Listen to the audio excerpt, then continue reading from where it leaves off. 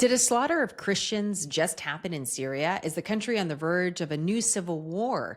We have some fresh reporting on one of your most asked about news stories of the week.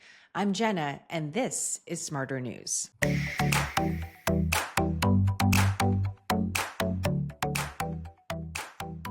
Over the weekend, news came quickly of violence in Syria. Initially, reports suggested ethnic minorities, including Christians, were being targeted, but there was a lot of chaos and a lot of questions as to what exactly happened. A little background here. Recently, the longtime leader of Syria, Bashar al-Assad, fled the country as an opposition group took over, but a lot of questions remain about this opposition group trying to form a new government, as well as what's next for this country, a country that remains one of the few nations designated by America as a state sponsor of terrorism. There's only a few other countries on that list, including Iran, Cuba, and North Korea. Syria's geographic location makes it very unique and very important. It's nestled between Turkey and the broader Middle East, but it has something that very few other Middle Eastern countries have: a long coastline of the Eastern Mediterranean. The Syrian people share a common land, but like our culture, they're very diverse politically and also religiously. And this is important to know as we listen to some new reporting about what exactly happened this weekend from war correspondent and writer Hollie McKay, who has traveled extensively in Syria for her reporting. Hollie, can you take us back to your first travels to Syria? When was that and why did you go there? My first travel to Syria was in the beginning of 2015. I was looking at the ISIS conflict that was happening across the Iraq-Syria border.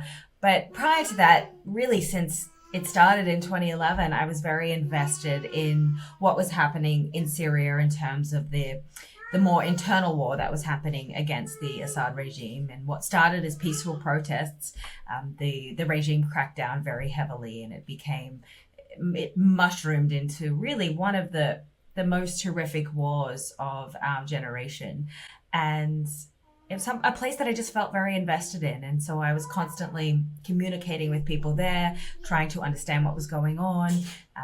I had relationships with people really on both sides, people that were very pro-Assad and then people that were sort of part of the Free Syrian Army movement, which was essentially the opposition. And things got very complicated when you had groups like ISIS rise, you had the Russians get involved. And so it just felt to me that it was just such an important place to cover, and that it wasn't clear cut what was happening. And I think that's always where we need journalists sort of on the ground, being able to piece things together. Well, and just thinking back, wow, 2015, so 10 years. I know life has changed. You've been many, many places. You've been to Syria many times. You've been all over the world. I hear Raven, your little girl in the background. And I know that's given you a lot of perspective as a journalist as well. On the ground perspective is really important for the story that we're going to talk about today. And we've been receiving so many questions from our Smarter News community about this story. And let me just share a couple of these headlines. So here's one of them, this one from Newsweek. Hundreds of minorities, including Christians, killed in Syria. That's according to reports. They always have reports there. News Nation, Christians in Syria slaughtered in their homes. Again, according to reports. What happened over this past weekend, Hollie? Just kind of give us, if we can kind of zoom way out, big picture, and then bring us to this weekend. What, based on your sources, transpired? So it is, again, Syria is not a straightforward place. There's many nuances at play. Initially, when I saw some of these headlines, I was a little bit skeptical because there is a lot of misinformation coming out of Syria. There's a lot of exaggeration. There's a lot of agendas at play. So I, again, have very good sources, and, some of my best sources are Syrian Christians who have always given me very accurate information, who I feel comfortable, repeating what they've told me. So basically, my understanding is last Thursday, there's an area along the coast. It's sort of an area where Russia used to have a big base there. And it's a very strong Alawite area. Now, Alawites is what President Assad is, but they're also a minority. So really only about 10% of Syrians are actually Alawites. And that is an offshoot of Shia Islam, whereas the majority of the country are Sunni Islam. And of course, this is one of the contentions in Syria, because you had this small minority that was close to Assad that for decades, because Assad's father was in charge before him, they held all the top positions in the government. They were in charge of security, were in charge of basically every government branch, these Assad loyalists. And so obviously it's a big shock to them when the fall happened. But most of them are sort of living in this area by the coast. And so there was a very small presence of HTS, which is the group that essentially took over Syria in December. And they were basically there just for basic security reasons, but it was still very much an Alawite controlled area, if you will. And then what started to happen over the last few weeks was that Russia, for one, enabled Assad's eldest son, who I think is in his early 20s now, to start tweeting from different accounts. And then you had, sort of the Iran impact, and you had other very pro-Assad people in and out of the country basically tweeting, mobilizing people. And one of the things was that, the Assad family's coming back. We need to get rid of this government.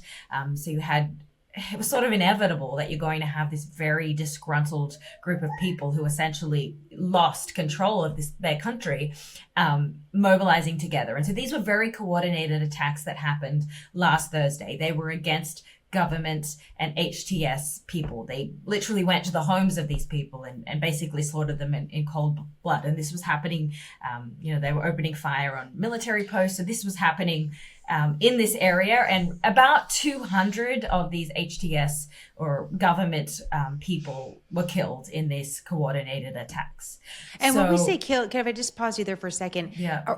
Were these just regular citizens that decided to have revenge on those that are currently in power? Are these former military? Were they armed and equipped? Like who? Yes. So it's a majority is former military, former government posts. I'm sure civilians were involved in that. So when the fall happened, a number of Alawites handed over their weapons, but a number did not. So you still have a lot of Alawites that are armed in these areas. And so these revenge attacks, I think, they weren't really focused on, but they were sort of inevitable that something was going to happen. Just because a group that has been in power for that long, that maybe is still armed, that is receiving these rallying cries, is not just going to kind of lay down and give up that easily.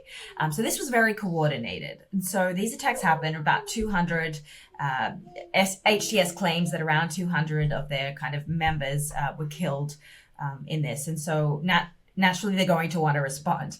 And when that happened, Idlib and Damascus are quite far away, so it wasn't as if they could immediately send military reinforcements.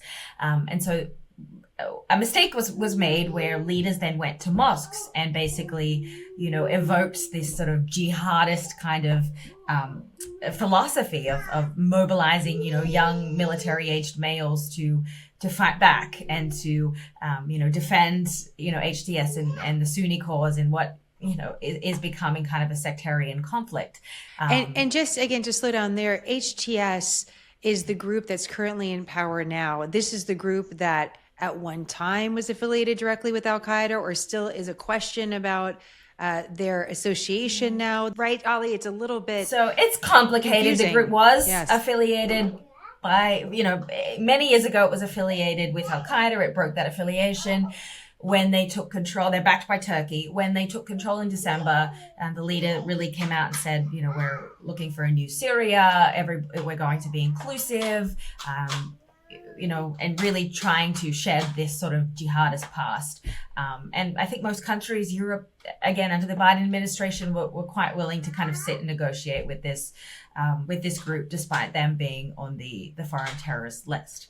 So, mistake number one, going to mosques and mobilizing, because then you're going to basically, you're going to kind of evoke the anger in people, and you also don't know what you're getting. These are not necessarily trained forces that are suddenly going to be coming out and reacting to what had happened. And so you really then saw a bloodbath where, upwards of 1,000 people were killed, a number of military, a number of civilians. And it was chaos in the sense that I know people, whose family members were killed, and they were opposition people. They were for the government. They were against Assad, and they were killed sort of in this indiscriminate gunfire that was happening in the chaos. And within that chaos, I believe 8 Christians were killed they weren't targeted. Despite the media narratives, my understanding is that they were killed in the crossfire. So, they might have been in a car, or they might have been at an Alawite friend's home. There was a strong contingency of Syrians that were also Christian Syrians that were also pro-Assad. So there was, a number against, but a number that were also for him. So they may have also been sort of involved in the conflict against the group too. So unfortunately, a number of people lost their lives in this, and a number of them were civilians. What happens in Syria doesn't stay in Syria. And, these conflicts, they have much broader repercussions, and the potential to spill out into the region and spill out into terrorist acts or violence that can happen in the United States, in Europe. So it is our business, and we do need to see a stable Syria in order for that region and effectively the rest of the world to have some sense of stability. I mean, Syrians have, they spent 14 years in a brutal war. This is not anything people want.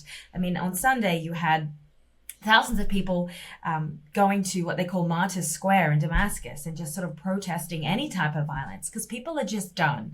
And that is, for the Syrian people, I can't imagine the fear, the concern, if you are a minority or you're part of the Sunni contingency, irrespective. Syrians have been through a lot. And so I think seeing this violence, which is really the worst spate of violence since the conflict began, is terribly traumatic. It's important to, as you mentioned, important to pay attention to. And there's a real question, and I'm sure also an aversion too in the Middle East about more foreign involvement. And that's I guess it's into a whole other conversation. As we know, the role of the United States in foreign policy, what kind of posture we're going to take is like a big topic of conversation in the news and otherwise.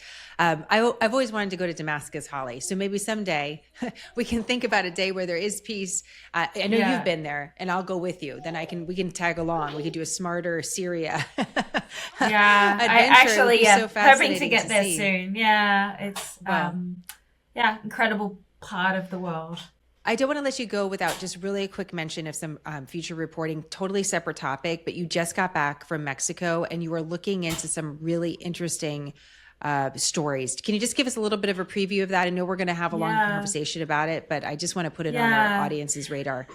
So I was looking at sort of, if you've been following the news, Trump has really cracked down on Mexico in the sense of he's threatening tariffs, threatening military action. He's got the CIA much more involved in targeting these cartels. He's trying to stop the border crisis and perhaps even more than that, the flow of fentanyl into the United States. So I wanted to look at the impact of that. What is it doing? Is it working? So that was really important. But beyond that, most of my time was spent with mothers of children who had been disappeared by these cartels and criminal groups.